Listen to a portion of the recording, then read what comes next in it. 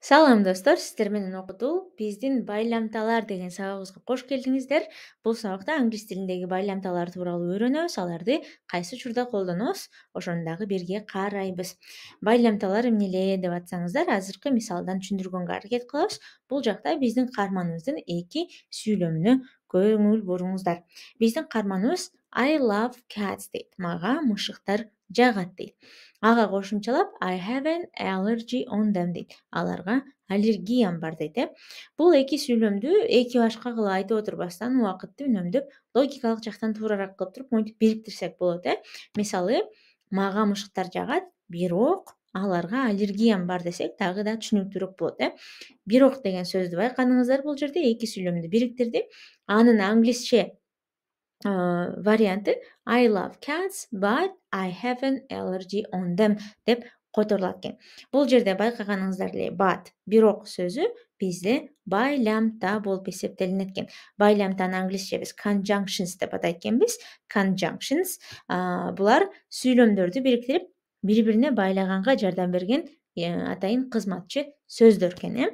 Жалпысынан байламталар баардык эле тилдерде бар. Алардын саны көп, англис тилинде деле ошондой көптөгөн байламталар бар. Ошондуктан бул сабакта эң негизги күнүмдүк жашоодо эң көп колдонулган байламталардан баштайбыз. Анда эмесе кеттик. Бүгүнкү сабактын биринчи байламтасы бул and байламтасы. And кыргыз тилине а жана жана деп которулат. Мисалы, I like apples and Аскар loves watermelons. Мен алманы жакшы көрөм, Аскар дарбызды дейт. Бул жерде эки кишинин оюн айтып атканда а деп бириктирдик ортосун and менен.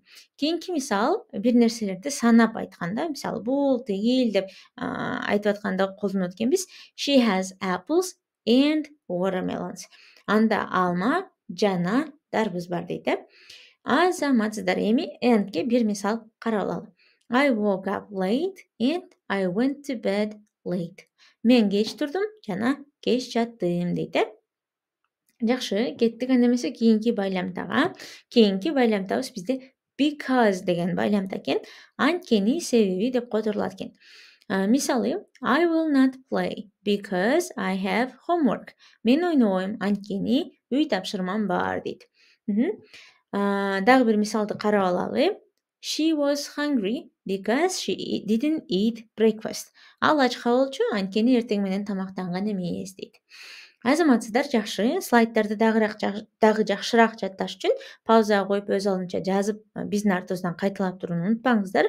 Мындай жол менен үйрөнүү сиздерди жаттооңуздарды дагы да натыйжалуураак кылат. Кеттик анда эмесе кийинки байламтага жылалы. Кийинки байламта бул that's why байламтасы экен. That is why деген кыскартылганы ошондуктан деп которулат экен. Мисалга көңүл бурсак, he was hungry. That's why he bought a sandwich.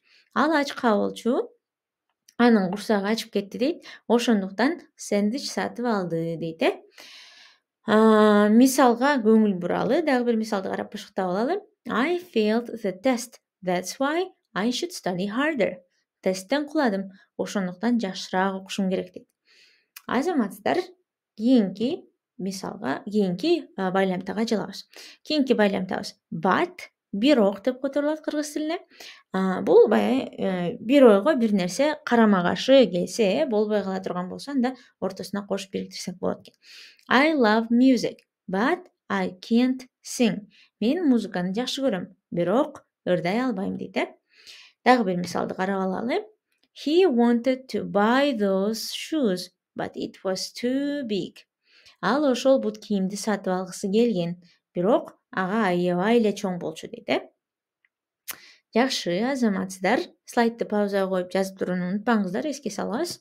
Кийинки байламтабыз or. Or кыргыз тилине же деп которулат экен. Бул бизде бир таңдоо болуп аткан учурда колдонула турган байламта экен. Мисалы, do you like chocolate or ice cream? Сен шоколадты жакшы көрөсүңбү же бал муздактыбы дейт. Азаматсыздар, дагы бир мисалды карап алалы. I will be a doctor or I will be a scientist. Мен дарыгер болом же окумуштуу болом дейт. Азаматсыздар, кийинки жана акыркы байламтага көңүл буралы. Бул then деген байламта экен. и аркылуу жазылат, андан соң деп которулат экен. I got up, then I drank some water. Мен туруп, андан соң суу ичтим дейт, бул баягы бир кыймыл аракеттен кийин бир кыймыл аракет болгонун айтыш үчүн колдонулган байламта экен.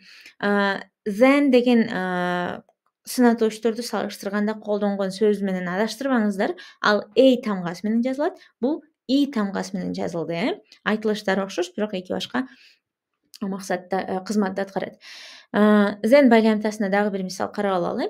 First we eat dinner, then we will watch a movie. Алгач кечки тамак жейбиз, анан кино көрөбүз дейт. Андан соң кино көрөбүз, Азаматсыздар, мына ушуну менен бардык байламталарды карап алдык. Аларды азыр төмөнгү таблицадан бир жерден карап жазып жаттап алалы, Кеттик. And жана ал эми, because себеби, анткени, that's why ошондуктан, but бирок, or же, then анан, андан соң деген түшүндүрүлөт экен, Слайдты паузага коюп жазып алсаңыздар болот, скриншот кылып алсаңыздар болот.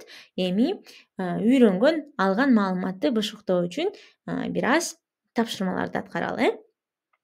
Бул слайдта турган сүйлөмдүн ичиндеги боштукту туура байламта менен толтуруңуз. I wanted to play outside. It's raining дейт, Мен эшикте ойногум келген.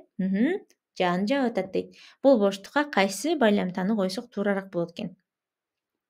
Өз алдынча койгонго аракет кылып көрүңүз. Видеону паузага коюп, андан кийин биз менен чогуу жоопту карайбыз.